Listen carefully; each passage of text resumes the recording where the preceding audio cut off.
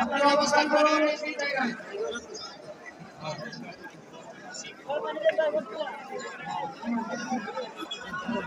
সবাই মেহরবানি করে শান্ত হয়ে বসুন, শান্ত হয়ে বসুন, শান্ত হয়ে বসুন। আপনারা সকলে ভাইয়েরা, আমিরে জামাত একটু ভাই অসুস্থ হয়েছে গরমের কারণে হয়েছেন, কিন্তু উনি বারবারই চেষ্টা করছিলেন বক্তব্য দেওয়ার জন্য। ডাক্তাররা বলছেন ওনার বক্তব্য রাখা ঠিক হবে না। ওনার যে বক্তৃতা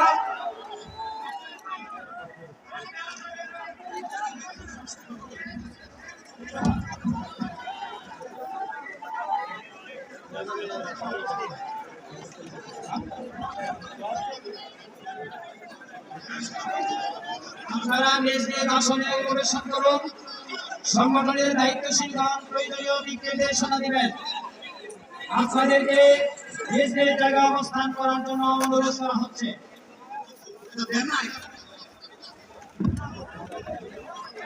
আপনাদের এই ড্রোনগুলো আল্লাহ যত সময় হায়াত দিচ্ছে, আল্লাহ যত সময় হায়াত দিয়েছে,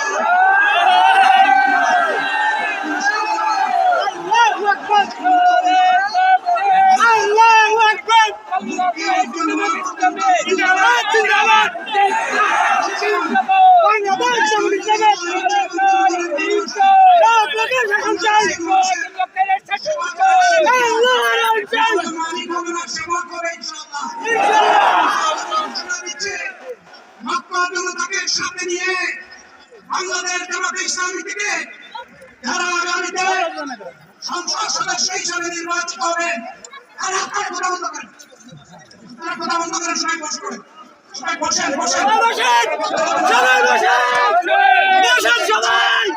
জনগণের ভালোবাসায় সংসদ সদস্যরা নির্বাচিত হয়ে সরকার গঠন করেন, তাহলে কোন এমপি কোন মন্ত্রী আগামীতে সরকার কিন্তু ভোট গ্রহণ করবে না।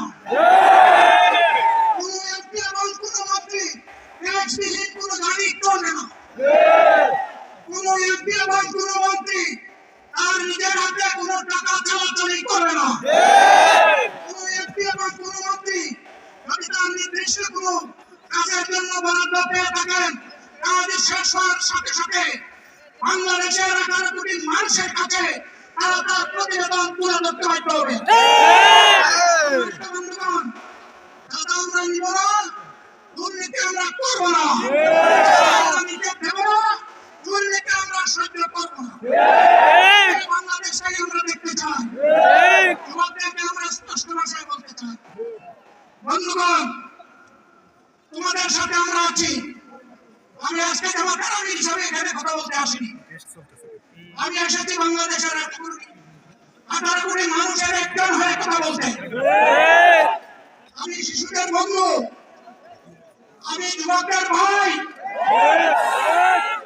আমি বয়স্কদের সহযোদ্ধা, আমার ভোটার আমি ভাই।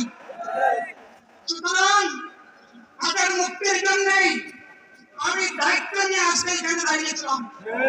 আল্লাহর ইচ্ছা শরীর আমাকে সাময়িকভাবে সহযোগিতা করে না, এটাও আল্লাহর ইচ্ছা, এখন আল্লাহ আমাকে কথা বলার সুযোগ দিচ্ছে। আমি বলতে চাই বাংলাদেশের নির্দিষ্ট কোন শ্রেণীর মুক্তির জন্য আমাদের এই লড়াই নয়। রাস্তার একজন পরিচ্ছন্নতা কর্মী, চা বাগানের একজন শ্রমিক, রক্ত পানি ভরা ঘাম জড়ানো আমার একজন রিক্সা চালক ভাই, মাঠে ময়দানে বাংলাদেশের মানুষের মুখে যারা এক মুঠো ভাত তুলে দিতে চায়, আমার সেই কৃষক বন্ধু, আমি তাদের হয়ে আজকে এখানে কথা বলতে এসেছি। আমি কোন অভিযোগ শ্রেণীর হয়ে এখানে কথা বলতে আসিনি। আল্লাহ তাআলার অশেষ মেহেরবানি, আজীবন সকল রক্ত চক্ষুকে উপেক্ষা করেছি, দেশের পরোয়া করি নাই। আমার আফসোস 24 সালে জাতিকে মুক্তি দিতে গিয়ে যারা জীবন দিয়ে শহীদ হলো, আমি তাদের একজন হতে পারলাম না। আপনাদের কাছে দোয়া চাই, ইনসাফের ভিত্তিতে একটি দেশ গড়ে তোলার জন্য আগামীতে যে লড়াই হবে, আমার আল্লাহ যেন সেই লড়াইয়ে আমাকে একজন শহীদ হিসেবে কবুল করেন। সম্মানিত বন্ধুগণ, আমাদের প্রিয় শহীদ নেতৃবৃন্দ 2006 সালের 28 অক্টোবর থেকে শুরু করে পল্টন গণহত্যা, সাতলা গণহত্যা, সারা দেশের গণহত্যা, পিলখানার গণহত্যা, 24-এর গণহত্যা, এই গণহত্যা যারা করেছে তাদের সকলের বিচার বাংলাদেশের মাটিতে নিশ্চিত করতে হবে। এদের বিচারের দৃশ্যমান প্রক্রিয়া শুরু না করা পর্যন্ত পুরানা ব্যবস্থা পাচ্ছে বাংলাদেশ আর চলবে না। এতগুলো মানুষ এমনি এমনি জবাব দেয় নাই, জীবন দিয়েছে জাতির মুক্তির জন্য। তাদের বাস্তবতা পুরানা সব কিছুই টিকে থাকে, তাহলে কেন তারা জীবন দিয়েছিল? তারা ওই বাস্তবতা ব্যবস্থাপনায় বাংলাদেশকে আবার করতে চায়। তাদেরকে আমরা বলি, জুলাই যুদ্ধ করে তারা জীবন দিয়েছে, আগে তাদের জীবনটা ফেরত এনে দেন, আমি শক্তি তাকে ফেরত এনে দেন। আপনারা পারবেন না, যেহেতু পারবেন না, এই নতুন ব্যবস্থায় নতুন বাংলাদেশ গড়ে তোলা হবে ইনশাআল্লাহ।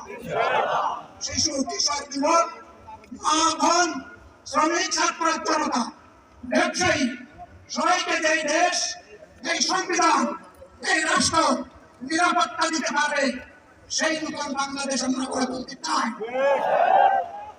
ভাইয়েরা, আমাকে সবাই চাপ দিচ্ছে, কেউ বলে ভাই শেষ করেন, কেউ বলে চাচা শেষ করেন।